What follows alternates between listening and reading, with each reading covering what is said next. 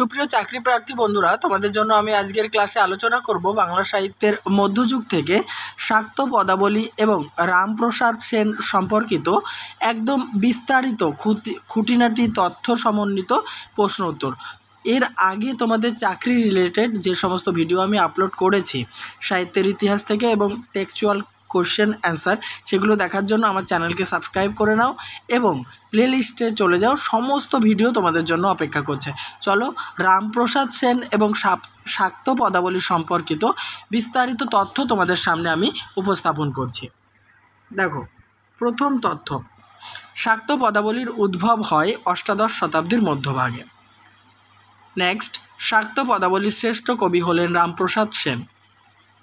3 নম্বর, রামপ্রসাদ সেন রচিত শাক্ত পদাবলী রামপ্রসাদী সঙ্গীত নামে পরিচিত। রামপ্রসাদ সেন 1720 খ্রিস্টাব্দে 24 পরগনার হালি শহরের নিকটবর্তী কুমারহট্ট গ্রামে জন্মগ্রহণ করেন। 5 নম্বর, রামপ্রসাদ সেন 1781 খ্রিস্টাব্দে লোকান্তরিত হন। নেক্সট, কবি রামপ্রসাদ সেন কলকাতার এক জমিদারের সেরেস্তার কাজ করতেন। সেরেস্তা মানে হচ্ছে ওই কেরানি গোছের যে সমস্ত কাজ, খাতাপত্র দেখাশোনা, লেখা, এসব। 7 নম্বর, রামপ্রসাদ সেন মহারাজ কৃষ্ণচন্দ্রের পৃষ্ঠপোষকতা লাভ করেছিলেন। মহারাজ কৃষ্ণচন্দ্র রামপ্রসাদ সেনকে কবিরঞ্জন উপাধিতে ভূষিত করেন। 9 নম্বর তথ্য, শাক্ত পদাবলীর 2টি ধারা, উমা সঙ্গীত এবং শ্যামা সঙ্গীত। 10 নম্বর তথ্য, রামপ্রসাদ সেন উমা সঙ্গীত এবং শ্যামা সঙ্গীত এই 2টি ধারাতেই পদ রচনা করেছেন। এবারে জানব 11 নম্বর তথ্য, রামপ্রসাদ সেনের উমা সঙ্গীত অর্থাৎ আগমনী বিজয়ের গানে কন্যাকে কেন্দ্র করে মা মেনকার স্নেহ এবং আকুলতা সুন্দরভাবে প্রকাশিত হয়েছে। রামপ্রসাদ সেনের শ্যামা সঙ্গীতকে 3টি ভাগে বিভক্ত করা যায়। সেগুলি হচ্ছে উমা বিষয়ক সঙ্গীত, সাধনা বিষয়ক সঙ্গীত আর দেবীর স্বরূপ বিষয়ক সঙ্গীত। নেক্সট, শাক্ত পদাবলী ছাড়াও রামপ্রসাদ সেন বিদ্যাসুন্দর ও কালী কীর্তন নামক কাব্য রচনা করেন। কবি রামপ্রসাদ সেন মহারাজা রাজেন্দ্র রাজকিশোরের পৃষ্ঠপোষকতায় বিদ্যাসুন্দর কাব্যটি রচনা করেন। 15 নম্বর তথ্য, রামপ্রসাদের গান শুনে নবাব সিরাজদৌলা মুগ্ধ হয়েছিলেন। নেক্সট, আগমনী ও বিজয়া পর্যায়ের গানে অষ্টাদশ শতাব্দীর বাংলাদেশের গৃহধর্মের বাস্তব দিকটি ফুটে উঠেছে। এবারে আমরা রামপ্রসাদ সেন রচিত যে সমস্ত পদগুলি আছে সেগুলি তোমাদের সামনে তুলে ধরব যতটা পারা যায়। দেখো, রামপ্রসাদ সেন যখন জমিদারের সেরেস্তার কাজ করতেন, শোনা যায় সেখানে তিনি লিখেছিলেন, আমায় দেও মা তবিলদারি, আমি নিমক হারাম নই শঙ্করী। ঠিক আছে, এই লাইন দুটি কিন্তু তিনি হিসেব খাতায় লিখেছিলেন বলে শোনা যায়।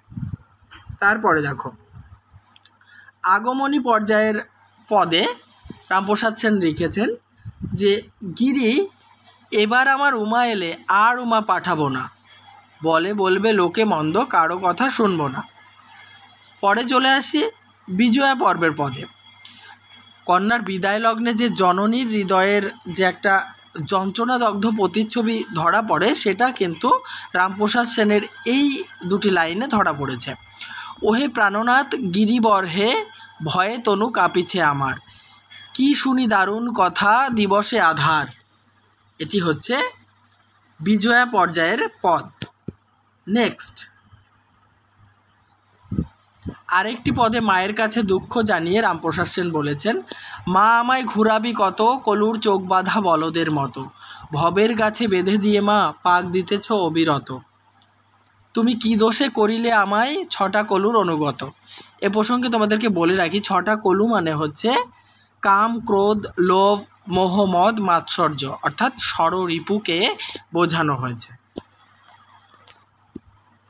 পরের একটি লাইন দেখো, রামপ্রসাদ সেনের কিছু কিছু পদে গভীর দার্শনিকতাও কিন্তু উপলব্ধি করা যায়। যেমন একটি পদ, মনরে কৃষি কাজ জানো না, এমন মানব জমিন রইল পতিত, আবাদ করলে ফলতো সোনা। এটাতে কিন্তু দার্শনিক যে চিন্তাধারা তা লক্ষ্য করা যায়। রামপ্রসাদের রচনার যে শব্দ, অলঙ্কার, ছন্দ এগুলি ছিল একদম স্বাভাবিক, একদম সহজ, কিন্তু তার ভাবটা ছিল কিন্তু গভীর। সহজ সরল ভাষায় লিখলেও তার যে অন্তর্নিহিত ভাব সেটা গভীর ছিল। রামপ্রসাদের ছন্দ সম্পর্কিত যে কথা রামপ্রসাদ সম্পর্কে বলতে গিয়ে রবীন্দ্রনাথ বলেছেন, যদি কখনো স্বাভাবিক দিকে বাংলা ছন্দের গতি হয় তবে ভবিষ্যতের ছন্দ রামপ্রসাদের ছন্দের অনুযায়ী হইবে। এটা কিন্তু রামপ্রসাদের একটা বড় প্রাপ্তি। নেক্সট, মন রে কৃষি কাজ জানো না। এই যে একটা পদ, এই পদটি হচ্ছে, এই পদের কর্তা রামপ্রসাদ সেন, আর এটি মনোদীক্ষা পর্যায়ের পদ। নেক্সট, ওগো রানী নগরে কোলাহল উঠো, চলো চলো নন্দিনী নিকটে তোমার গো। এর পদকর্তা হলেন রামপ্রসাদ সেন, আর এটি হচ্ছে আগমনী পর্যায়ের পদ। দেখো আরেকটি গুরুত্বপূর্ণ পদ, কেবল আশার আশা ভবে আশা, আশা মাত্র হলো। এই পদটির পদকর্তা রামপ্রসাদ সেন, আর এটি ভক্তের আকুতি পর্যায়ের পদ। আমি দুঃখেরে ডরাই, এর পদকর্তা হচ্ছেন রামপ্রসাদ সেন, এটিও ভক্তের আকুতি পর্যায়ের পদ। মন তোমার এই ভ্রম গেল না, পদকর্তা হলেন রামপ্রসাদ সেন, এটি মনোদীক্ষা পর্যায়ের পদ। মন তোর এত ভাবনা কেনে, এর পদকর্তা রামপ্রসাদ সেন, এটিও মনোদীক্ষা পর্যায়ের পদ। তোমাদের এসএলএসটি বা মাদ্রাসা সার্ভিস কমিশনের জন্য এই পদগুলি মনে রাখা একান্তই দরকার, কারণ কমলাকান্ত এবং রামপ্রসাদ সেনের পদগুলি যদি এলোমেলোভাবে দিয়ে দেয় সেক্ষেত্রে তোমাদেরকে নির্বাচন করতে দেওয়া হতে পারে। ঠিক আছে, এরপরে আমি কমলাকান্ত নিয়ে আলোচনা করব। রামপ্রসাদের গানের যে বৈশিষ্ট্য সেটি হচ্ছে ধর্মীয় উদারতা, তার গানের লক্ষণীয় বৈশিষ্ট্য। তাহলে রামপ্রসাদের গানের লক্ষণীয় বৈশিষ্ট্যটি কি? ধর্মীয় উদারতা। রামপ্রসাদের গানে যে সমস্ত উপমার প্রয়োগ ঘটেছে সেগুলি হচ্ছে মানব জমিন, কলুর বলদ, ডিক্রি জারি, সংসার বাজার প্রভৃতি। রামপ্রসাদী সঙ্গীত, একে চারটি ভাগে ভাগ করা হয়। একটা হচ্ছে উমা বিষয়ক সঙ্গীত, এর পর্যায়ের মধ্যে পড়ে আগমনীয় বিজয়া।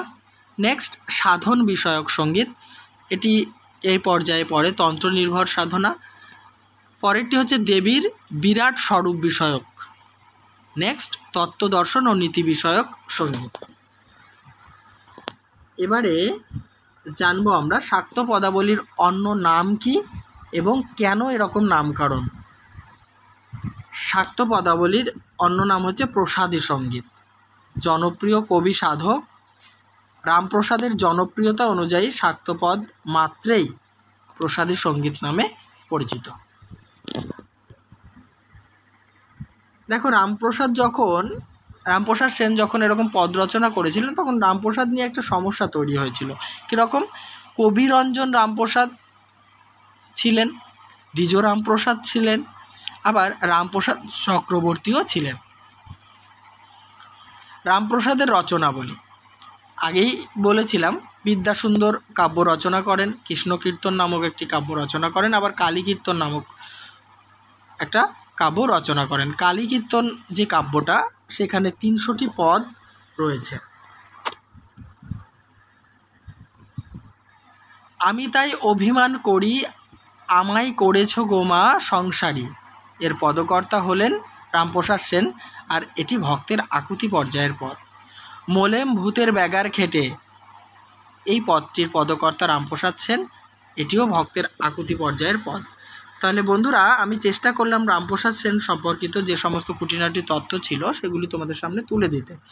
তা অবশ্যই ভিডিওতে লাইক, কমেন্ট এবং শেয়ার করো। আর আগেকার বিভিন্ন তোমাদের এসএলএসটি সংক্রান্ত যে সমস্ত ভিডিওগুলি আমি আপলোড করেছি সেগুলি অত্যন্ত গুরুত্বপূর্ণ, টেক্সট খুঁটিয়ে তৈরি করেছি, এর বাইরে কোনো প্রশ্ন হবে না, আমি গ্যারান্টি দিয়ে বলছি। তো অবশ্যই আমার চ্যানেলকে সাবস্ক্রাইব করে প্লে লিস্ট থেকে ওইগুলো দেখে নিতে পারো।